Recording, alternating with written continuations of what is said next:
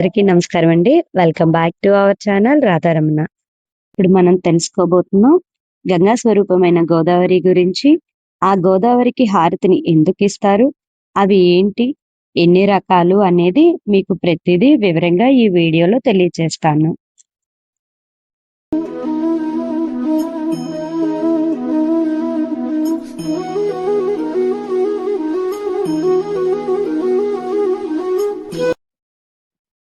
రెండవ దక్షిణ గంగ అయినటువంటి గోదావరి గురించి, ఆమె ఎక్కడ జన్మించారు, ఎక్కడెక్కడ ప్రవహించారు, ఎక్కడ సముద్రంలో కలిశారు అనే విషయాలను, గోదావరికి హారతిని ఎందుకు ఇస్తారు, ఆ హారతులు ఎన్ని రకాలు, అవి ఏంటి అనే విషయాలను గోదావరి నిత్యహారతి పురోహితులు గారైన శ్రీ కాశీపట్నపు మణికంఠ నాగేంద్ర కుమార్ శర్మ గారు మనకి ఈ వీడియోలో తెలియజేస్తారు.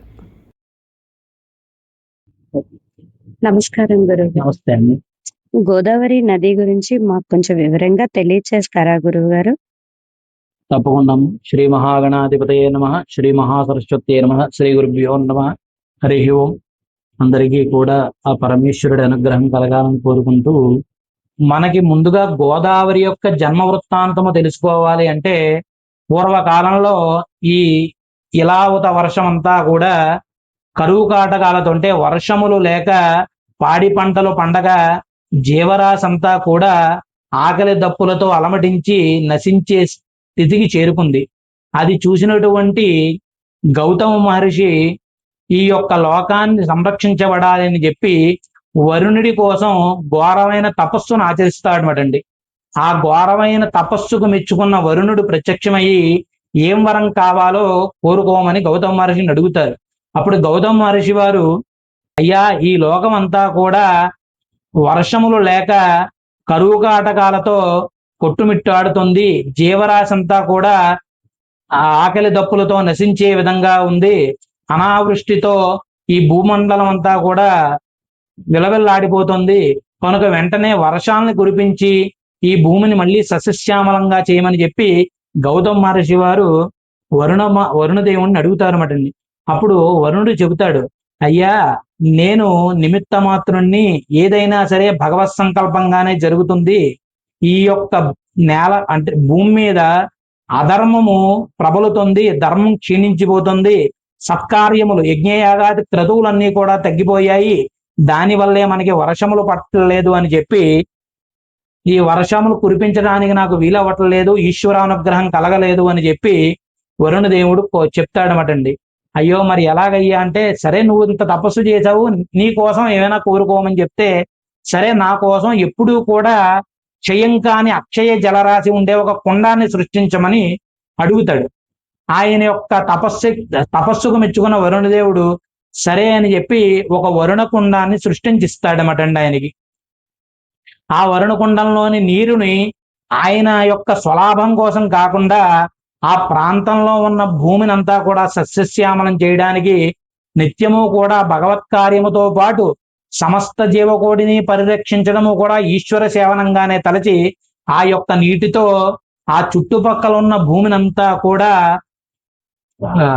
చదును చేసి పాడి పంటలన్నీ కూడా పండిస్తాడనమాట అండి.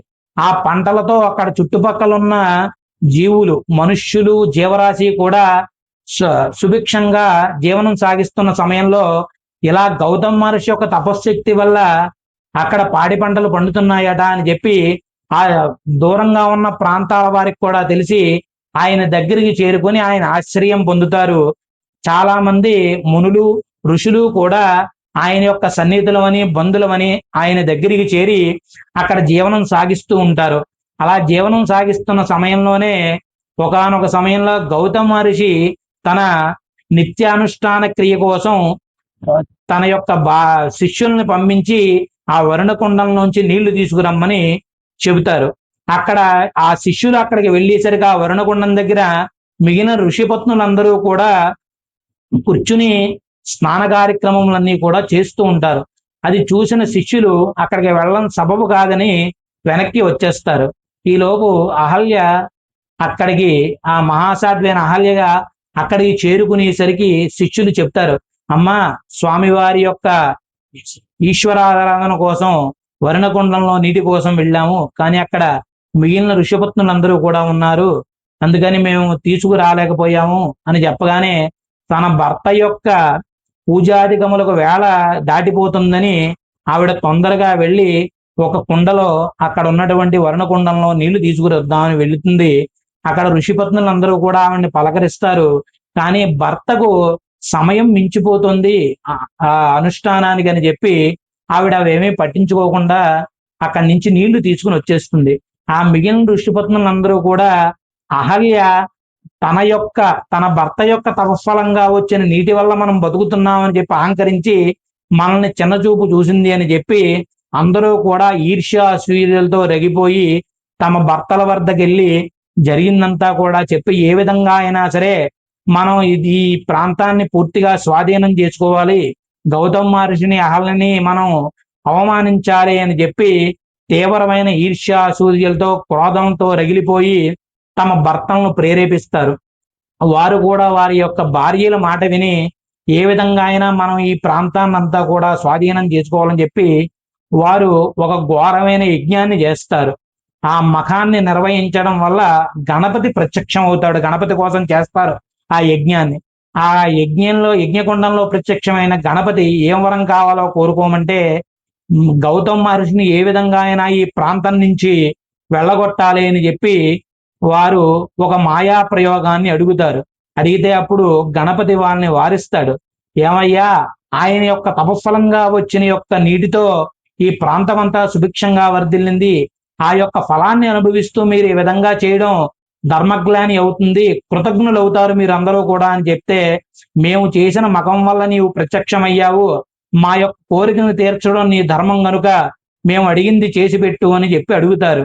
సరే, ఏం కావాలో చెప్పండి, మీ అధర్మం మిమ్మల్నే కట్టి గుడుపుతుంది, మీరే నాశనం అవుతారు అని చెప్పి గణపతి వారి యొక్క కోరికను తీర్చడానికి సిద్ధమవగా మాకు ఒక క్షణాయు ఉన్న ఒక గోవును ప్రసాదించు అని చెప్పి, అంటే ఒకే ఒక్క క్షణం ఆయు ఉన్న ఒక గోవును, మాయా గోవుని ప్రసాదించమని కోరుతారు.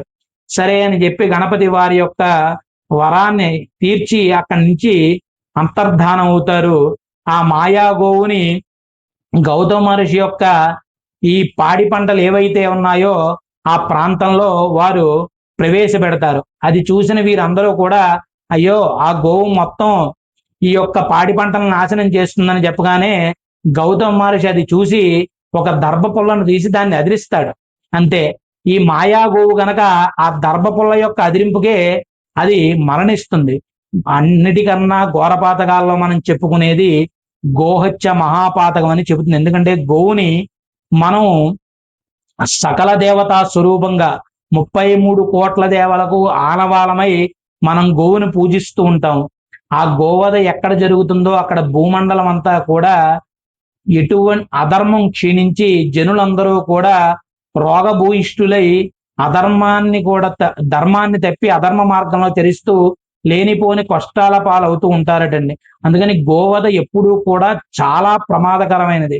అటువంటి గోహత్య మహాపాతకం గనక నీవు ఆ గోవుని హత్య చేశావు, నీ వంటి మహాపాతకుణ్ణి చూడడం కూడా చాలా చేటు, మేము నీ ఉన్న చోట మేము ఎవరం ఉండలేమని చెప్పి అందరూ కూడా ఆ గౌతమ మహర్షిని నిందిస్తారు.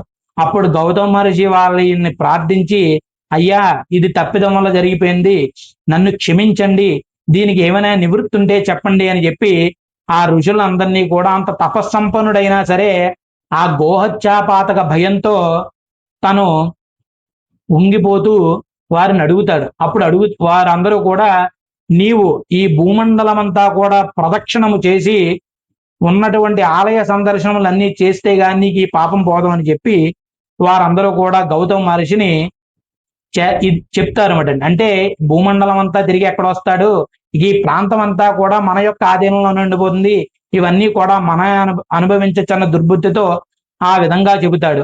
అప్పుడు గౌతమ మహర్షి సరేనని చెప్పి తన భార్యతోనూ శిష్యులతోనూ కలిసి ఈ భూమండలం అంతా ప్రదక్షిణ చేయడానికి వెళతాడు.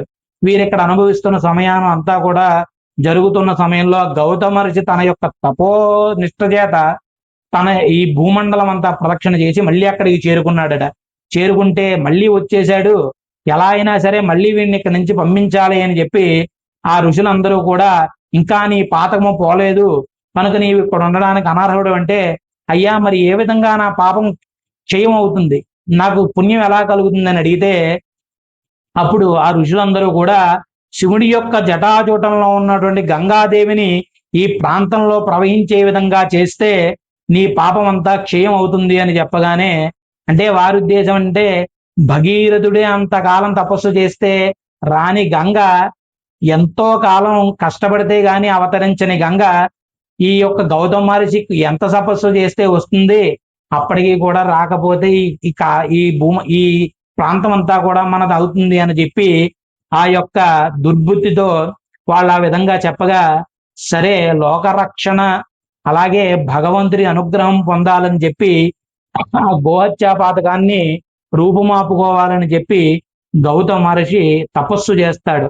ఆయన తపస్సుకు మెచ్చిన పరమేశ్వరుడు ప్రత్యక్షం అవుతాడు. ప్రత్యక్షమై ఏ వరం కావాలో కోరుకోమంటే, అయ్యా ఇలా నా వల్ల గోహత్యా పాతకం నాకు చుట్టుకుంది, కనుక ఆ పాతకాన్ని నేను పోగొట్టుకోవడానికి, ఆ పాపం నుంచి నేను బయటపడడానికి నీ జటార్జూటంలో ఉన్న గంగ ఇక్కడ ప్రవహించే విధంగా నన్ను అనుగ్రహించమని కోరతాడు.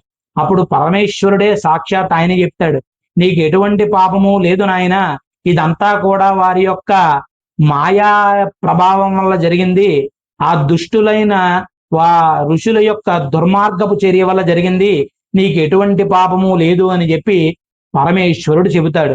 చెప్పినప్పటికీ, అయ్యా ఎలాగా నీవు ప్రత్యక్షమయ్యావు, ఈ యొక్క భూమండలం అంతా కూడా నీటి కొరతతో, నీటి ఎద్దడితో, పాడి పంటలు ఏమీ లేక జీవకోటి అల్లాడిపోతుంది, కనుక నా యొక్క కోరికను తీర్చడానికి ఆ గంగని ఇక్కడ ప్రవహించే విధంగా నన్ను అనుగ్రహించమని, ఎప్పుడూ కూడా నిరంతరము ప్రవహించే విధంగా నన్ను అనుగ్రహించమని కోరతాడు.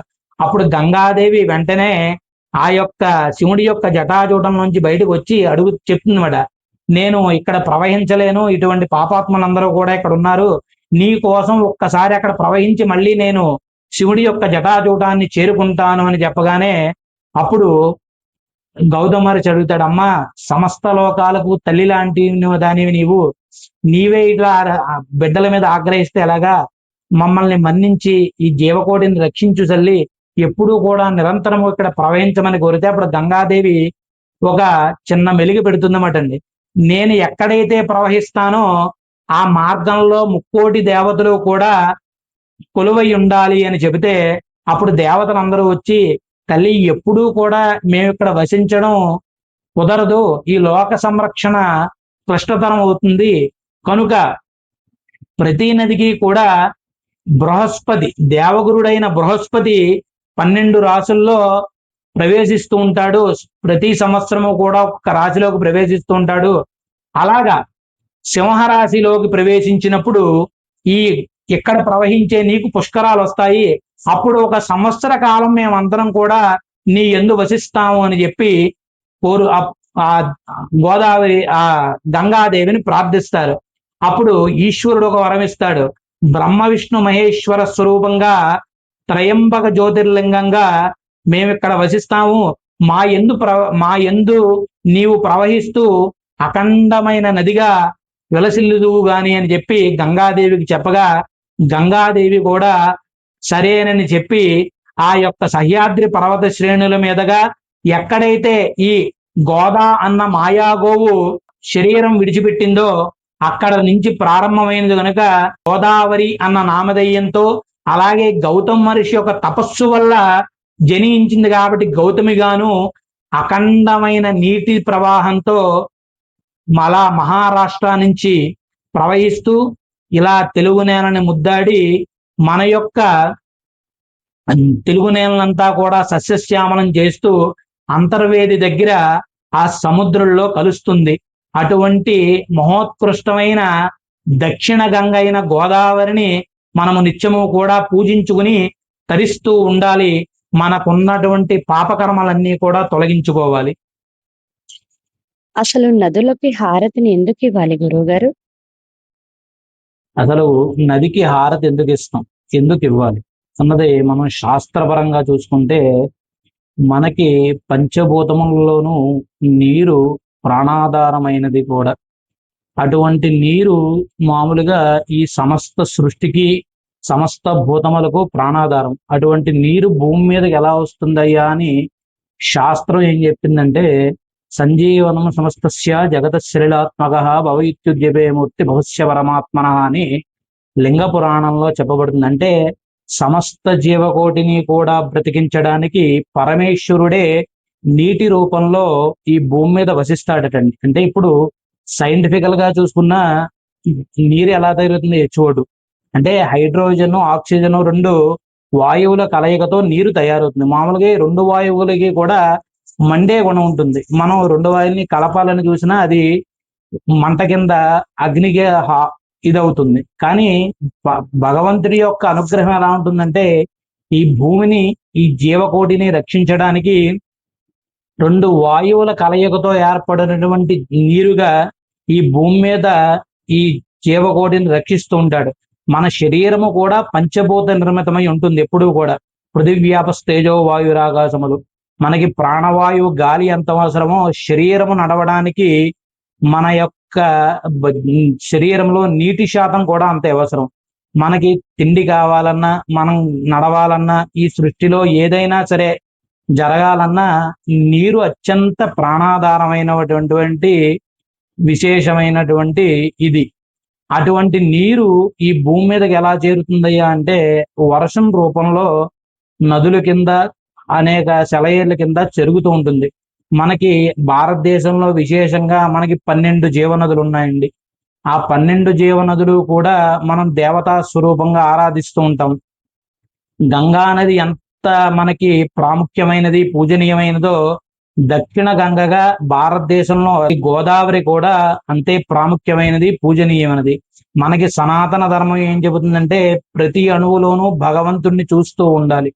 ప్రతి అణువుని భగవత్ స్వరూపంగా, ప్రతి జీవిని భగవత్ ప్రతిరూపంగా మనం చూస్తూ, ప్రార్థిస్తూ, పూజిస్తూ ఉంటాం.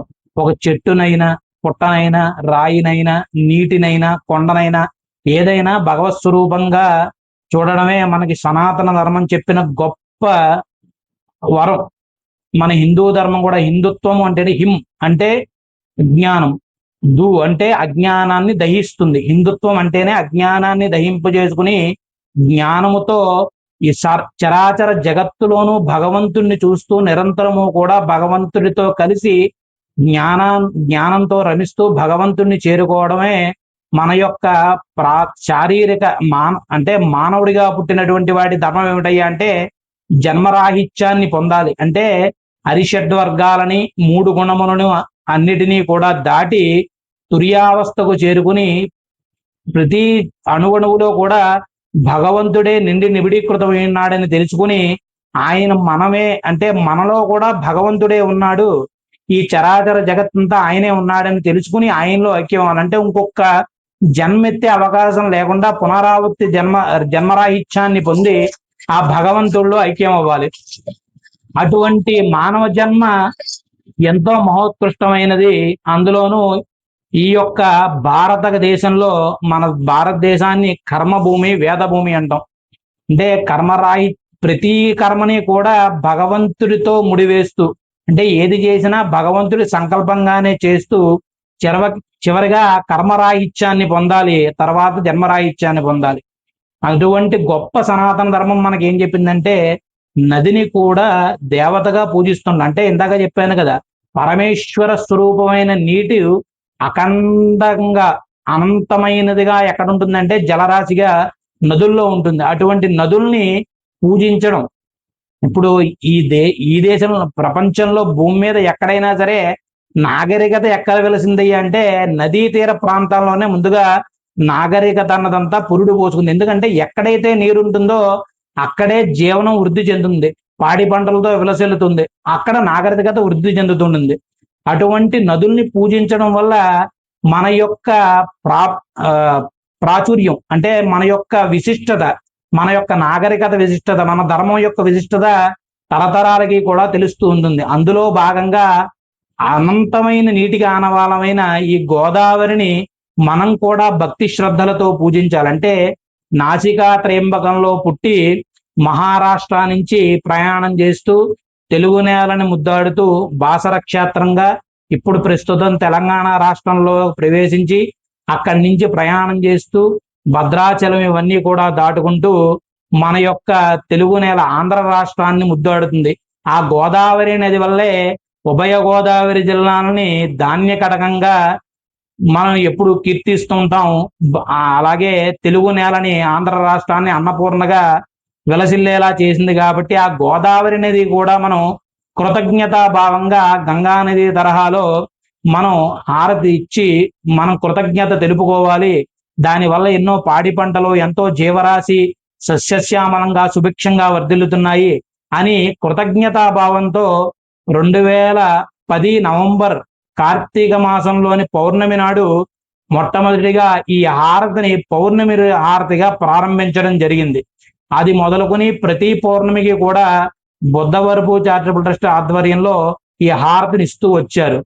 కానీ 2015 మహాపుష్కరాల సందర్భంగా మాన్యశ్రీ ముఖ్యమంత్రి వర్యులు నారా చంద్రబాబు నాయుడు గారు మనము కూడా నిత్యము ఈ గోదావరి హారతిని గంగా నది హారతి తరహాలో మనం కూడా నిర్వహించి ఆ గోదావరి మాత రుణాన్ని కొంతైనా తీర్చుకోవాలని తలంపుతో 2015 జూలై 1 నుంచి ఈ హారతిని నిత్యహారతిగా ప్రారంభించారండి. అది మొదలుకొని ఎంతో దేదీప్యమానంగా దిగ్విజయంగా ఈ హారతి కొనసాగుతూ వస్తుంది. మధ్యలో కొన్ని ఒడిదుడుకులు ఎదురైనప్పటికీ కూడా తదనంతరం 2022లో ఈ గోదావరి హారతిని అన్నవరం దేవస్థానం వారి యొక్క ఆధ్వర్యంలో నిర్వహిస్తూ ఎంతో దిగ్విజయంగా జరుపుకుంటూ వచ్చారు. కరెక్ట్గా 2026 జూలై 1వ తారీఖుకి 11 సంవత్సరాలు పూర్తి చేసుకుని 12వ వసంతంలోకి ఈ యొక్క గోదావరి హారతి అడిగిడింది. ఈ ఈ హారతిని నిత్యము కూడా వేలాదిగా భక్తులు దర్శించి ఆ గోదావరి మాత అనుగ్రహంతో ఎంతో మధురానుభూతిని అద్వితీయమైన అనుభూతిని పొందుతూ వారు కూడా ఆ యొక్క గోదావరి మాత సేవలో తరిస్తూ ఉన్నారన్నమాటండి. మనకు హారతులు ఎన్ని రకాలు, అవి ఏమిటి గురువు గారు? మనం నిత్యము కూడా ముందుగా గణపతి పూజతో ప్రారంభించి వరుణ కలశారాధన చేసి అమ్మవారికి షోడశోపచార పూజములన్నీ కూడా నిర్వహించిన తరువాత అమ్మవారికి విశేషముగా 14 రకాల హారతులు సమర్పిస్తామటండి. అందులో మొట్టమొదటిగా ఏకహారతి, నేత్రహారతి, బిల్వహారతి, నాగహారతి, పంచహారతి, వృక్షహారతి, నందిహారతి, సింహహారతి, రుద్రహారతి, చక్రహారతి, అలాగే కుంభహారతి, కర్పూరహారతి, నక్షత్రహారతి, ఇలాగా 14 రకాలైన విశేష హారతులు అమ్మవారికి సమర్పిస్తూ ఉంటామటండి. ముందుగా అమ్మవారికి ధూపహారతిని వేస్తాం. అంటే ధూపము అంటే పొగని మాయాస్వరూపంగా మనం చూస్తూ ఉంటాం. అంటే పొగ కనపడుతుంది కానీ దాన్ని పట్టుకోలేం. అలాగే మాయ మనకి కనపడదు కానీ మనల్ని నడిపిస్తూ ఉంటుంది, భగవంతుణ్ణి చేరకుండా అడ్డుపడుతూ ఉంటుంది. అటువంటి మాయ పొరలన్నీ తొలగిపోయి మనకి భగవంతుడి అనుగ్రహం కలగాని ముందుగా ధూపహారతిని సమర్పిస్తాం. తరువాత ఏకహారతి అంటే మనం ఏ పూజా కార్యక్రమం చేసినా ముందుగా దీపారాధనతో మొదలు పెడతాం. దీపం జ్యోతి పరబ్రహ్మ దీపోర్జ్యోతి మహేశ్వర దీపం హరతుమే పాపం దీపోర్జ్యోతి నమోస్తుతే. అంటే ఆ దీపము యొక్క కాంతి చీకటిని ఎలా తరిమేస్తుందో దీపమును త్రిగుణాతీతంగా ముగ్గురు అంటే పరమాత్మ స్వరూపంగా సృష్టి స్థితిలయలకు బ్రహ్మ విష్ణు మహేశ్వర స్వరూపంగా మనం త్రిమూర్తులకు ప్రతిరూపంగా దీపాన్ని పరంజ్యోతి స్వరూపంగా ముందుగా దీపారాధనతో ప్రార్థిస్తాం. ఎందుకంటే మనలో ఉన్న అజ్ఞానపు చీకట్లు తొలగి మనకి జ్ఞానము సిద్ధించాలని. అందుకని ఆ ఏకాహారతిని దర్శించడం వల్ల మనలో ఉన్న అజ్ఞానము నశించి జ్ఞానము పెంపొంది ఆ జ్ఞానముతో మనం చేసే ప్రతి కర్మము వల్ల కూడా ధర్మ పరిరక్షణ పొందుతూ ధర్మాన్ని అనుసరిస్తూ ఆ భగవంతుడి అనుగ్రహం పొందుతాం. తర్వాత నేత్రహారతి. ఈ నేత్రహారతిని దర్శించడం వల్ల మనం దృష్టి ద్వారా చేసేటువంటి దోషములు అంటే మనోవాక్కాయ కర్మలు అన్నీ కూడా దేని వల్ల ప్రభావితం అవుతాయంటే మన యొక్క దృష్టి వల్ల. మన దృష్టి చూడకూడదని చూసి కోరని కోరిక కోరితే మనస్సు బుద్ధి కూడా చెలిస్తాయి. అటువంటి అనేక పాపకర్మలు దృష్టి ద్వారానే జరుగుతూ ఉంటాయి. అటువంటి దృష్టి దోషాలన్నీ కూడా తొలగి మన దృష్టి ఎప్పుడూ కూడా సక్రమంగా మనస్సుని బుద్ధిని కూడా మన యొక్క చేతల్లో ఉండే విధంగా మంచి మార్గంలో నడిచే విధంగా చేయడానికి ఆ యొక్క నేత్రహారతిని దర్శిస్తున్నాం. తర్వాత బిల్వహారతి. బిల్వహారతిని పరమేశ్వర స్వరూపంగా, అంటే పరమేశ్వరుడికి అత్యంత ప్రీతికరమైనది బిల్వపత్రము, అంటే లక్ష్మీ స్వరూపము. అంటే త్రిదలం త్రిగుణాకారం త్రినేత్రంచి త్రియాయుషం త్రిజన్మ పాప సంహారం ఏకబిల్వం శివార్పణం. మనకెప్పుడు కూడా 3 ఆయుషాలు వెంట వస్తూ ఉంటాయండి. ఈ 3 ఆయుషాలని దాటి ఆ పరమేశ్వరుణ్ణి చేరుకోవడానికి, లక్ష్మీ కటాక్షం కలగడానికి ఈ బిల్వహారతిని దర్శిస్తాం. అలాగే మన 3 జన్మల పాపాలు కూడా తొలగిపోతాయని చెప్పి ఈ బిల్వహారతిని అమ్మవారికి ఆ పరమేశ్వర ప్రతీకగా మనం సమర్పిస్తుంటాం. తర్వాత నాగహారతి. ఈ నాగహారతి దర్శించడం వల్ల మన వంశానుగతంగా గాని, జాతక రీత్యా గాని వచ్చేటువంటి నాగదోషములు, అలాగే కాలసర్ప దోషములు, రాహుకేతు దోషములు ఇవన్నీ కూడా నశించి అఖండ వంశాభివృద్ధి, సంపూర్ణ ఆయురారోగ్యములు కలుగుతాయి. తర్వాత పంచహారతి. పంచహారతి పరమేశ్వరుడి యొక్క పంచముఖములకు, అంటే తత్పురుష అఘోర సద్యోజాత వామదేవ ఈశానములను 5 ముఖములతో పరమేశ్వరుడు విరాజిల్లుతూ ఉంటాడు. అలాగే పంచభూతాత్మ, ఇందాక చెప్పినట్టుగానే ఈ సృష్టి అంతా కూడా పంచభూతములతో మిళితమయ్యి జరుగుతూ ఉంటుంది. అటువంటి పంచభూతములకు, ఈ పరమేశ్వరుడి యొక్క పంచముఖములకు ప్రతీకగా ఈ పంచహారతిని సమర్పిస్తాం. దీన్ని దర్శించడం వల్ల జ్ఞానము, అలాగే విద్య, ఐశ్వర్యము, అరిషడ్వర్గ నివారణము జరిగి ఆ భగవంతుడి అనుగ్రహం పొందుతాము. తర్వాత వృక్షహారతి. వృక్షహారతిని అమ్మవారి స్వరూపమైన ప్రకృతికి ప్రతీకగా మనం సమర్పిస్తుంటాము. అంటే ప్రకృతి పురుషులుగా పరమేశ్వరుణ్ణి, ఆ జగన్మాత అయిన పార్వతీదేవిని మనం ఆరాధిస్తూ ఉంటాం. ఈ సమస్త సృష్టి అంతా కూడా ఆ జగన్మాత శక్తి స్వరూపిణి అయి ఈ సృష్టిని నడిపిస్తూ ఉంటుంది. మనం ఏ కార్యము చేసినా, మాట్లాడినా, చూసినా, వినినా, ఎటువంటి కార్యం చేయాలన్నా మన శరీరంలో శక్తి స్వరూపిణిగా అమ్మవారు మనల్ని ముందుండి నడిపిస్తుంది కనుకే మనం ఇవన్నీ కూడా చేయగలుగుతూ ఉంటాం. అటువంటి ప్రకృతి స్వరూపిణైన ఆ జగన్మాతకి ప్రతీకగా వృక్షహారతిని సమర్పిస్తాం. ఈ వృక్షహారతిని దర్శించడం వల్ల ప్రాకృతిక వైపరీత్యముల నుండి సంభవించే దుష్ఫలితముల నుండి మనం రక్షించబడి ఈ లోకమంతా కూడా సుభిక్షంగా వర్ధిల్లుతుంది. తర్వాత నందిహారతి. నంది పరమేశ్వరుడి యొక్క వాహనము. అంటే పరమేశ్వరుడు నందిని అధిరోహించి ఉంటాడు అంటే ఎప్పుడూ కూడా ధర్మాన్ని అధిష్ఠించి ఉంటాడు అని. అంటే నంది ధర్మానికి ప్రతీక. ఎప్పుడైతే మనము నిరంతరము కూడా ప్రతి కార్యమును ధర్మముగా నిర్వహిస్తూ ఉంటామో ఇది ధర్మము యొక్క అనుష్ఠానములోకి వస్తుందా లేదా అని మనం చేస్తేనే ఆ కార్యక్రమం వల్ల మన ఉన్నతి, అభ్యున్నతి కూడా కలుగుతాయి. ఈశ్వరుడి అనుగ్రహం కలుగుతుంది. అంటే నిరంతరము కూడా ధర్మ మార్గంలో చరించాలి అని చెప్పి పరమేశ్వరుడు ఆ యొక్క జ్ఞానాన్ని మనకు కలిగించడానికే నందిని అధిరోహించుంటాడు. అందుకే ధర్మం వేరు, దేవుడు వేరు కాదు. అందుకని మనము కూడా నిరంతరము ధర్మ మార్గంలో చరించి అఖండ యశోకీర్తి, కీర్తి ప్రతిష్టలతో సన్మార్గంలో చరించి అఖండ భక్తి ప్రపత్తులు పొంది ఆ ఈశ్వరుడి అనుగ్రహం పొందడానికి ప్రతీకగా ఈ నందిహారతిని దర్శిస్తాం. తరువాత సింహహారతి. అమ్మవారి యొక్క వాహనంగా మనం సింహాన్ని ఎప్పుడూ కూడా పూజిస్తూ ఉంటాం. అంటే ఈ సింహహారతి దర్శించడం వల్ల మనకి భవభయ బంధములందు కలిగే భీతి, అంటే ఈ జన్మనిత్యం భార్య బిడ్డలని, సంపదని, కీర్తి ప్రతిష్టలని ఈ యొక్క భవబంధాల్లో పడి మనం కొట్టుకుంటున్నాం. ఈ భవబంధాలు, అలాగే భూత ప్రేత పిశాచముల వల్ల కలిగే ఈతి బాధలు ఇవన్నీ కూడా తొలగిపోవడానికి ఈ సింహహారతిని దర్శిస్తాము. తర్వాత రుద్రహారతి. పరమేశ్వరుడు శూలాన్ని పట్టుకుని ఉంటాడు. రుద్రుడు అంటారు ఈశ్వరుడిని. అందుకే ఈ త్రిశూల హారతినే రుద్రహారతిగా మనం అమ్మవారికి సమర్పిస్తాం. దీన్ని దర్శించడం వల్ల ఈ త్రిశూలముకు 3 కోణములు ఏ విధంగా ఉంటాయో మనకి అలాగే త్రిగుణములు కూడా మనల్ని వెంటాడుతుంటాయి. రజోగుణము, తమో గుణము, సత్వగుణము. అంటే ఈ 3 గుణములను దాటి తుర్యావస్థకు చేరుకుంటేనే ఆ పరమేశ్వరుడి యొక్క సాక్షాత్కారం లభిస్తుంది మనకి. అందుకని ఈ రుద్రహారతిని దర్శించడం వల్ల మనం ఈ త్రిగుణముల నుంచి బయటపడి ఆ పరమేశ్వరుడి అనుగ్రహంతో సకల సంపదలతో సుభిక్షంగా వర్ధిల్లుతాం బటండి. తర్వాత చక్రహారతి.